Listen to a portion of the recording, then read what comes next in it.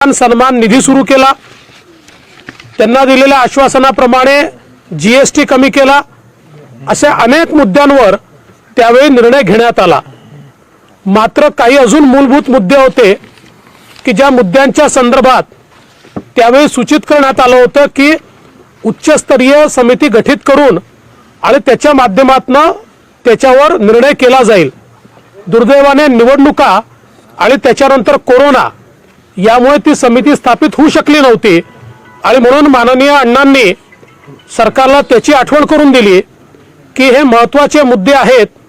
कृषी मूल्य आयोगाचं त्या ठिकाणी त्याला अधिक स्वायत्तता देण्याचा विषय असेल किंवा कृषी मूल्याचा विषय असेल किंवा असे वेगवेगळे 10-15 मुद्दे आहेत की ज्या मुद्द्यांवर या उच्चस्तरीय कमिटीने निर्णय करायला पाहिजे होता, परंतु ती स्थापित होऊ शकली नव्हती। आणि म्हणून आज त्या संदर्भात आम्ही गेले आठवडाभर त्या संदर्भातल्या चर्चा करत होतो।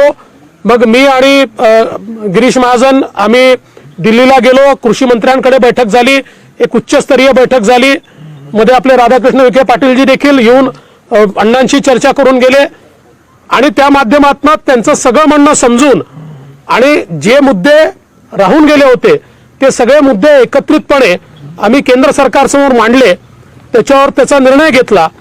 काल पुन्हा माननीय अण्णांशी काही चर्चा झाल्यानंतर त्यांनी अजून 2-3 मुद्दे आम्हाला सांगितले की हे देखील समाविष्ट होणं गरजेचं आहे।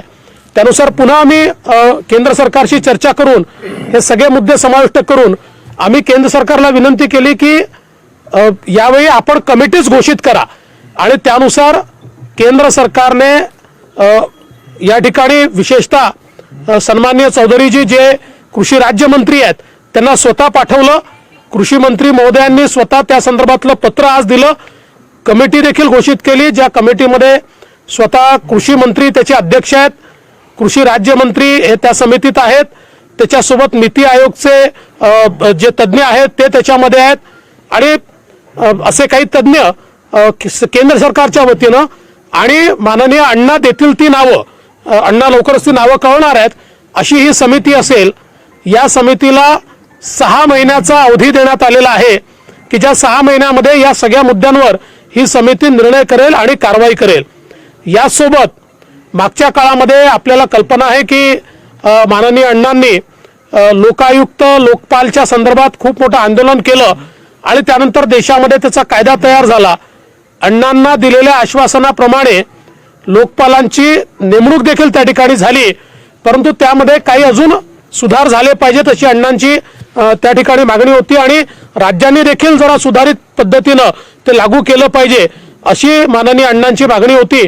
त्यानुसार त्याचीही उच्चस्तरीय बैठक ही लवकरच दिल्लीला बोलवण्यात येऊन माननीय अण्णांना त्या ठिकाणी निमंत्रित केलं जाईल आणि ज्या काही त्यांनी त्रुटी दाखवल्यात किंवा सुधारणा अपेक्षित आहेत अधिकच्या त्याही संदर्भात आणि त्यासोबत निवडणूक सुधाराच्या संदर्भात देखील माननीय अण्णांनी भरपूर पत्रव्यवहार केंद्र सरकारसोबत आणि निवडणूक आयोगासोबत केला आहे आणि त्याचे अधिकार जरी निवडणूक आयोगाला असले तरी देखील निवडणूक आयोग केंद्र सरकारचं मत मागवत असतं आणि म्हणून या सगळ्या विषयात केंद्र सरकारचं मत तयार करून ते निवडणूक आयोगाकडे गेलं पाहिजे।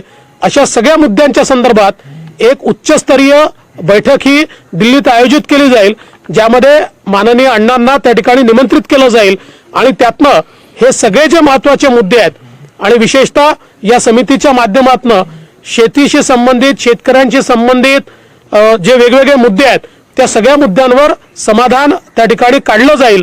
आणि मी अण्णांना ही विनंती केली की थोडा उशीर झालाय खरं आहे, पण त्याकरता ज्यावेळेस मागच्या वेळेस आम्ही आलो त्यानंतर निवडणुकीची आचारसंहिता लागली आणि त्यानंतर आपल्याला कल्पना आहे की नवीन सरकार बनल्याबरोबर या ठिकाणी मोठ्या प्रमाणात कोरोनाचा प्रादुर्भाव झाला आणि यामुळे याच्यावर कारवाई आम्ही करू शकलो नाही।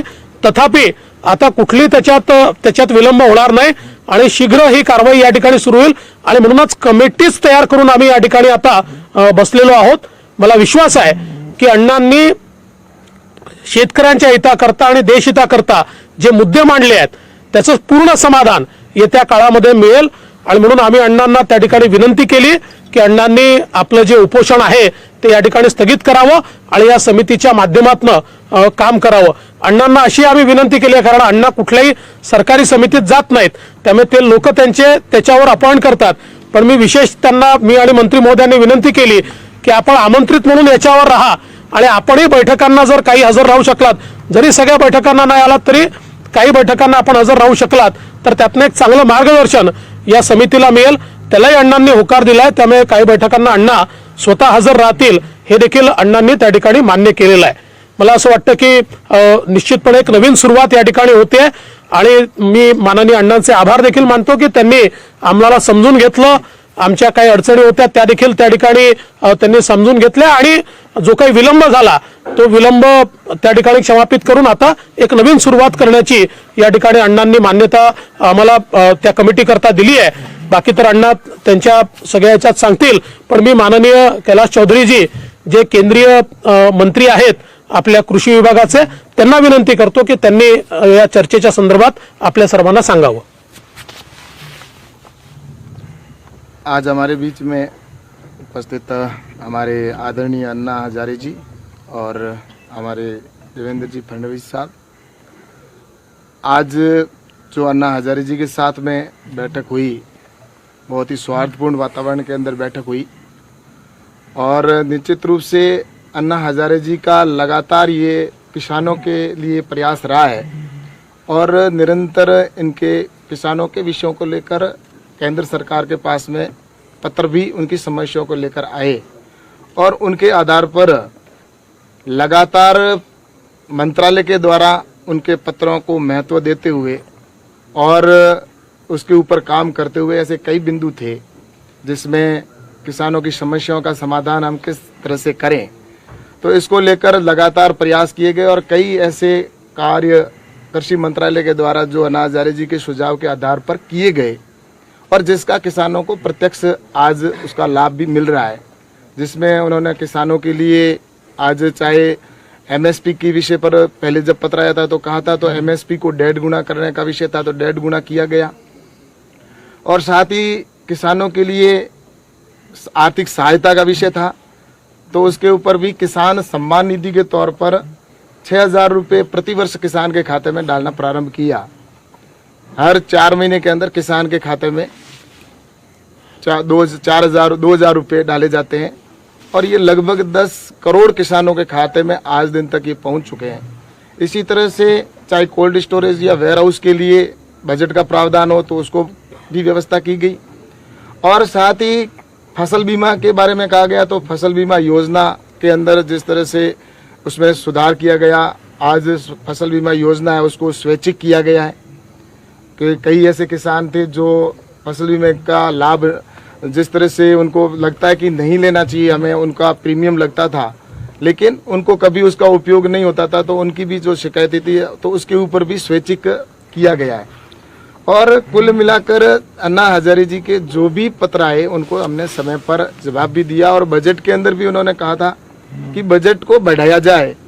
तो मुझे आज बताते हुए प्रसन्नता हो रही है कि जब 2013-14 के अंदर जो कृषि का बजट था वो मात्र 24,000 करोड़ रुपए के आसपास था, लेकिन आज कृषि का जो बजट है वो 1,35,000 करोड़ रुपए का प्रावधान किया गया है। तो इसे साफ जाहिर होता है कि नरेंद्र मोदी जी की जो सरकार है वो किसानों के हित में लगातार निर्णय करती आ रही है। और आज जैसा कि अन्ना हजारे जी का ये भी एक था कि एक उच्च अधिकार कमेटी बने, तो उस कमेटी का भी गठन किया गया जिसके अंदर हमारे कैबिनेट मंत्री माननीय नरेंद्र सिंह जी तोमर साहब के नेतृत्व में वो कमेटी का गठन हुआ है और जिसके अंदर हमारे नीति आयोग के सदस्य भी रहेंगे और साथ ही हमारे किसान प्रतिनिधित्व करने वाले किसानों का नाम भी उसमें डाला गया है। जो आने वाले समय में जो अन्य बिंदु है जो अन्ना हजारे जी ने जो अभी पत्र और दिया है जिसको भी उसके साथ में जोड़ते हुए उनके जो विषय होंगे उनके ऊपर ये उच्च स्तरीय जो कमेटी होगी, उच्चाधिकार कमेटी, ये जो भी किसानों के हित में निर्णय होगा उस कमेटी के द्वारा निर्णय लिया जाएगा और 6 महीने के अंदर इसका निर्णय आए ऐसा सरकार की ओर से प्रयास रहेगा। और मुझे ये बताते हुए प्रसन्नता हो रही है कि आज अन्ना हजारे जी ने जो किसानों के लिए जो विषय रखा और उसके लिए भारत सरकार ने लगातार प्रयास किया और आपके सुझाव की वजह से ही किसान को भी लाभ हो रहा है और आगे भी निरंतर इसी तरह से जिस तरह से आज उस स्तरीय कमेटी बनी है इसके द्वारा भी आने वाले समय के अंदर निश्चित रूप से मैं कह सकता हूं कि किसानों के जीवन के अंदर जो भी हम सुधार कर सकते हैं, उनके जीवन में बेहतर कर सकते हैं, उसके लिए इस कमेटी के द्वारा निश्चित रूप से किया जाएगा। और इनके सुझावों को ध्यान में रखते हुए ये जो कमेटी का गठन किया गया है, समय पर इसका इसका निर्णय भी होगा और निश्चित रूप से इसका किसान को लाभ मिलेगा। और जो एक और जो कमेटी के विषय पर बात है, तो ये सारी कुल मिलाकर मेरा यही कहना है कि आज अन्ना हजारे जी को मैं इस अवसर पर, क्योंकि हमारे किसानों के विषय हो या सामाजिक जीवन के अंदर अन्य कई विषय पर आते हैं, तब उनको हमेशा एक ही चिंता रहती है कि किस तरह से हम किसानों के जीवन के अंदर हो या सामाजिक जीवन के अंदर किसानों के या आम व्यक्ति के सुधार कर सके, ये चिंता रहती है। और इसी चिंता को ध्यान में रखते हुए आज भारत सरकार है तो और नरेंद्र मोदी जी की सरकार है, वो निरंतर किसानों के हित में और निर्णय लेती जा रही है। तो मुझे यही कहना है कि आज ये कमेटी जो गठित की गई है, तो इस कमेटी के अंदर मुझे आने वाले समय के अंदर जो कमेटी के सदस्य होंगे वो और हमारे अन्ना हजारे जी का भी इसमें मार्गदर्शन मिलता रहेगा। और निश्चित रूप से ये जो आज कल 30 तारीख का जो इन्होंने निर्णय कर रखा था कि हम अनशन का या जो आगे के लिए आंदोलन का जो तय किया था, तो आज हमने अन्ना हजारे जी से आग्रह किया और आपने इस बात को माना। और जो लोकपाल का विषय था तो उसके ऊपर भी चर्चा हुई और लोकपाल के अंदर की उसके अंदर एक उच्च स्तरीय बैठक भी अन्ना हजारे जी के वहाँ उपस्थिति में होगी, जिसमें आपके जो भी इश्यू होंगे उनके ऊपर भी चर्चा होगी। कुल मिलाकर मेरा यही कहना है कि आज यहाँ आने के बाद मैं ये कह सकता हूँ कि आने वाले समय के अंदर आपके सुझावों के माध्यम से निश्चित रूप से किसानों के जो जीवन में बेहतरी कर सकें और 2022 तक प्रधानमंत्री जी का जो लक्ष्य है कि किसान की इनकम डबल करना है, उस दृष्टि से निश्चित रूप से प्रयास किए जाएंगे। और अन्ना हजारे जी को मैं आज इस अवसर पर धन्यवाद दूंगा कि उन्होंने उनके जो लगातार पत्र आ रहे थे और उसके पत्र को मैं स्वयं लेकर यहाँ पर आया और उनका जो अनशन का निर्णय था उसको आपने हमारे निवेदन के ऊपर कहा है कि अनशन है वो वापस लेने का निर्णय लिया। इसके लिए मैं इनका बहुत बहुत आभारी हूँ और मैं अन्ना हजारे जी को और हमारे फडणवीस साहब, पूर्व हमारे मुख्यमंत्री जी को और सभी हमारे महाजन जी को सबको मैं धन्यवाद देता हूँ। और इसलिए कि आपने सबने बैठकर आज एक अच्छा जो निर्णय लिया, तो इसके लिए मैं आपको धन्यवाद देता हूँ। और हमारा जो निवेदन था उस निवेदन को आपने स्वीकार किया, इसके लिए भी आपको बहुत बहुत धन्यवाद देता हूँ। मी माननीय अण्णांना विनंती करतो की अण्णांनी थोडं आम्हाला आशीर्वाद पर मार्गदर्शन करावं। मी हिंदीच बोलणार नाही. आधी मराठी मग हिंदीत बोला. मराठी आधी मराठी ते म्हणतात आधी मराठीत बोला मग हिंदीत बोला म्हणतात.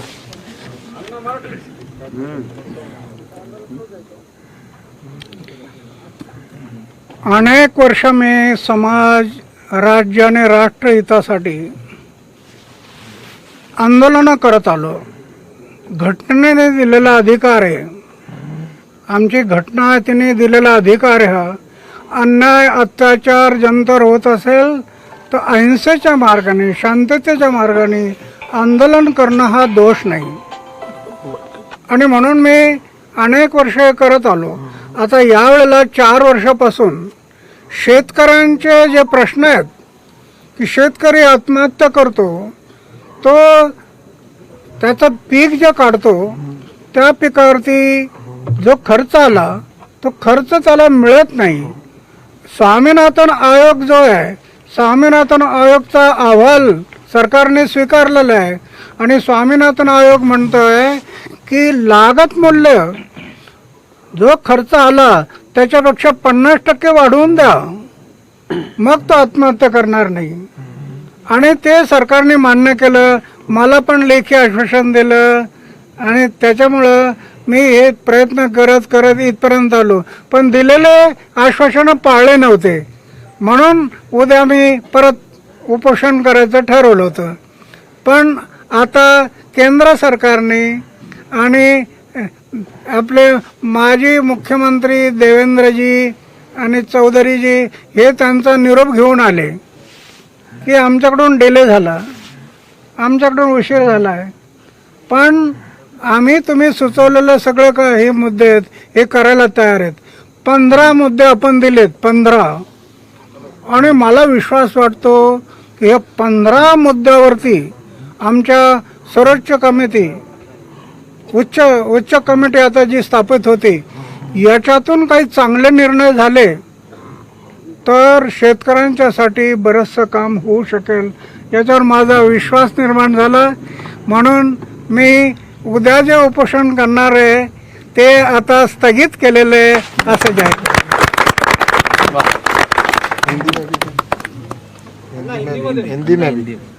हिंदी में भी त्यांना हिंदीतही पाहिजे. हिंदी मध्ये थोडं बोलायचं.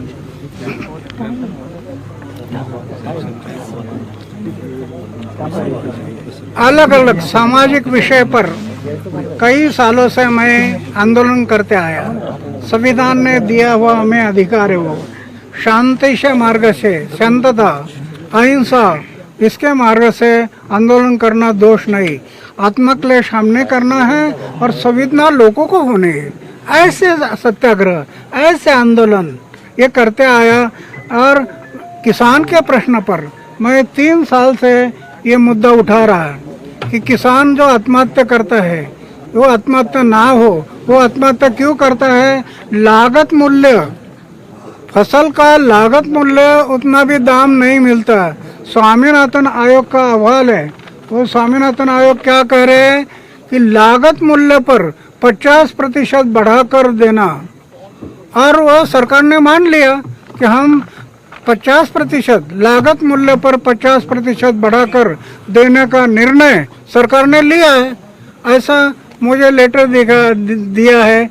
इसलिए वो लेटर देने के बाद पालन नहीं हुआ, इसलिए मैं कल अनशन पर बैठने वाला था. आज उसमें ये 15 मुद्दे हम जो दिए थे उसका अभी दिल्ली से बात करके इसका निर्णय लिया है उन्होंने. और मुझे विश्वास हो रहा है कि अपेक्षा तो लोगों की बहुत है, लेकिन अगर ये 15 मुद्दों पर सर्वोच्च समिति जो बनेगी अभी उस पर चर्चा करके उसका अगर सही निर्णय हो गया तो किसानों के काफ़ी हद तक समस्या दूर हो जाएगी. और किसानों के लिए ये बहुत अच्छा काम होगा ऐसा मैं मानता हूँ. मैं इस वक्त ज़्यादा ना कहता हूँ.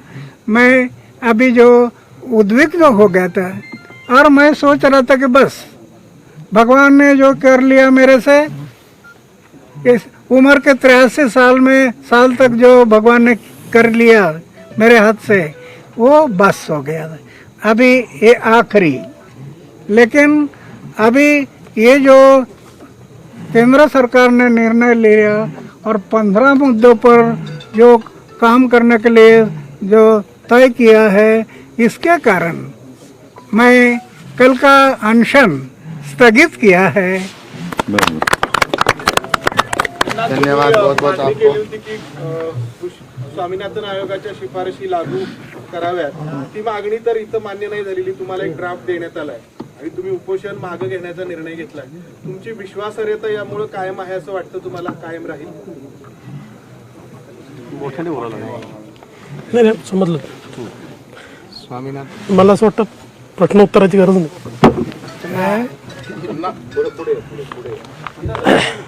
अण्णा, प्रश्न असा आहे की तुम्हाला तुम्ही जी मागणी केली होती स्वामीनाथन आयोगाच्या शिफारशी स्वीकारण्याबाबत, त्याची अंमलबजावणी करण्याबाबत, मात्र त्याबाबत तुम्हाला आता फक्त पत्र मिळालंय आणि तुम्ही उपोषणाची घोषणा केली होती. अशा परिस्थितीमध्ये तुम्ही उपोषण करणार होतात, मात्र ते आता मागे घेतलंय. म्हणून तुमच्याबद्दल किंवा तुमच्या प्रतिमेबद्दल जनतेच्या मनामध्ये काही शंका निर्माण होण्याची शक्यता आहे का? उच्चाधिकार समिति जो ये लिख कर दिया, उच्चाधिकार समिति जो नियुक्त होगी, सरकार के जो मेंबर हो गए 4, उसमें हमारे भी होंगे और वो उस पर देखते रहेंगे और सजेशन भी दे देंगे. आज तक क्या हुआ, आज तक ऐसे कोई कमेटी नहीं है, सरकार को पूछने वाले लोग नहीं है.